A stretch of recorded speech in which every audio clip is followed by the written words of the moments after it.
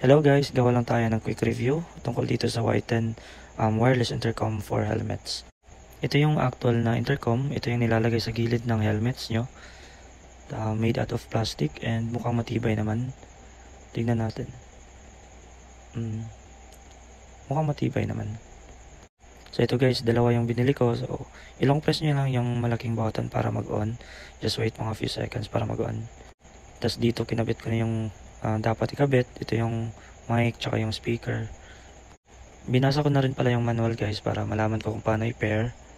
So yun nga, para mag-pair, i-press nyo lang tong mic icon. Ayan. Yan, ibig sabihin naka-intercom mode na kayo. Pag nasa intercom mode na kayo, dapat yung isang intercom ay nasa transmitting mode, tas yung isa ay nasa receiving mode. So i-press nyo lang ulit yung mic icon. Short press for transmitting mode and then long press for receiving mode. Then just wait for a few seconds para mag-pair sila. Ayun, dahil na-pair ko na, try natin i-test yung quality ng speaker at saka mic. Ito na guys, so testingin natin yung quality ng speaker at saka ng mic. Lumabas ako dyan guys para malaman din natin kung gaano kaganda yung reception. Hello mic test. Hello mic test.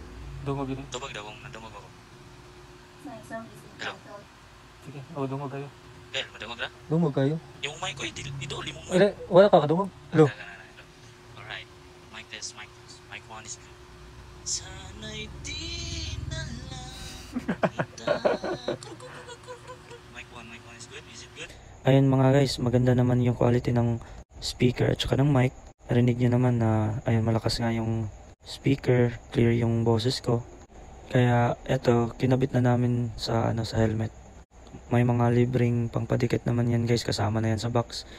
And if compatible sa intercom yung helmet na nabili nyo, mas madali siya. Kagaya dito guys.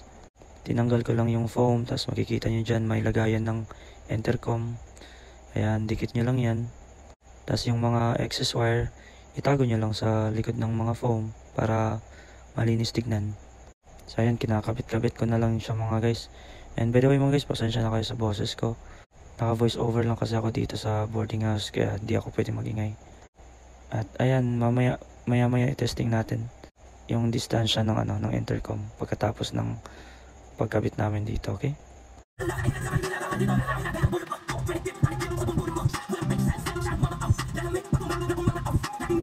Ito na guys, tapos na, nakabit na namin at saka naligpit na namin yung wire. Malinis na siya tignan. At ayun, nakabit na rin yung isang intercom sa isang helmet. Ngayon guys, ita-try namin kung saan aabot yung distansya niya.